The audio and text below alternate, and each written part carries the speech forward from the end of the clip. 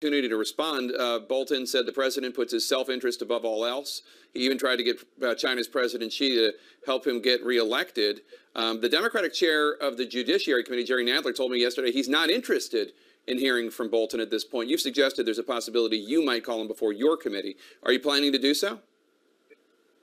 I think there's actually a lot of interest in Congress in hearing what Mr. Bolton has to say, as incredibly belated as it is. And I hope when we come back into session later this week, we'll have an opportunity to make a decision on that. But look, he's made some very serious allegations against the president, some of which were known.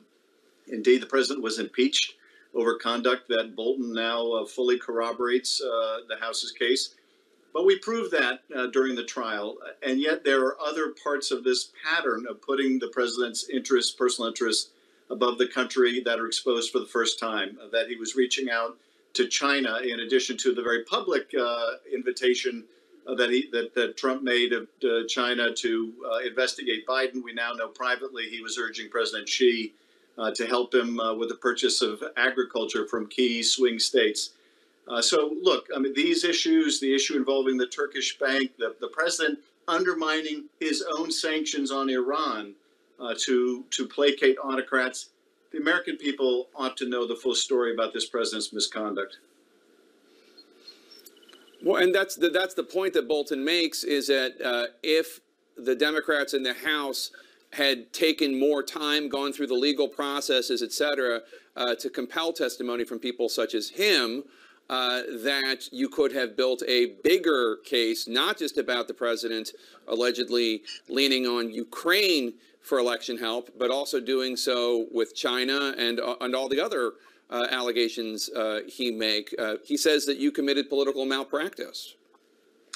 Well, Jake, this is his very weak effort to rationalize why he put his own profit and greed ahead of the interests of the country. And he's having a very difficult time, I think, making that rationalization, because what he's effectively saying is the House should have investigated things I was unwilling to tell them about. Now, I don't know what that means, other than, well, the House should have relied on people who had more courage than John Bolton. And we did. Fiona Hill, for example, and Tim Morrison and Colonel Vindman. But he's basically saying the House should have done more to find out what I was concealing. And I think that's just completely insupportable.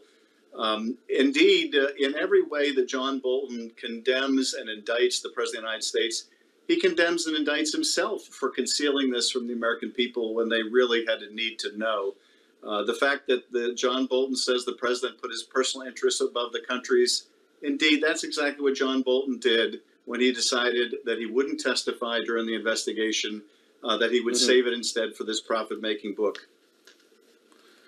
So let's talk about some of the substance in this book. According to the original pre-redacted version of the book obtained by Vanity Fair, President Trump allegedly told Chinese President Xi during a dinner at the G20 conference in Osaka, Japan last summer, quote, "Make sure I win. I will probably win anyway, so don't hurt my farms, buy a lot of soybeans and wheat, and make sure we win," unquote. Now, one could argue that the president is saying, hey, a good trade deal would be good for me and good for the United States, and it would help my reelection. And there isn't necessarily something nefarious about that, but I'm sure that's not how you see it. No, and I don't think that's how John Bolton sees it. And that's certainly not the pattern that we have seen with this president. What he was doing at the same time vis-a-vis Ukraine in withholding military aid for Ukraine, there was no way, shape, or form you could argue that was in the United States' national security interests. Of course, it wasn't. But it was in Donald Trump's personal political interests. And I think this was what was driving him to urge President Xi to help his reelection. And I think you have to look at the president's conduct now through that lens. This is a president who was willing to give away important security concerns vis-a-vis Chinese companies like ZTE and Huawei, where we have concerns that the Chinese may use that technology to spy on Americans. He was willing to give more favorable trade treatment to China. And you also have to wonder whether the president's compliments of Xi, even during a pandemic in which at the time he was making these compliments, the president knew that Xi was concealing information about the spread of the pandemic. You have to wonder whether that too was motivated by the president's desire not to alienate President Xi because he needed Xi's help in his reelection. According to the original pre-redaction book obtained by Vanity Fair, the president also told Xi, and this is also in the book, but the language is a little different, about the concentration camps that the Chinese have built to imprison the Uyghurs, a largely Muslim ethnic group in China. And Trump says, go ahead, to President Xi, you're doing exactly the right thing about concentration camps.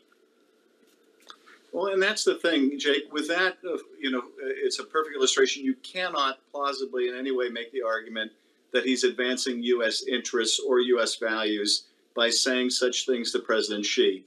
Indeed, he would go and sign a bill to criticize China over imprisoning the Uyghurs. So why is he saying something completely different and contrary to U.S. policy in private?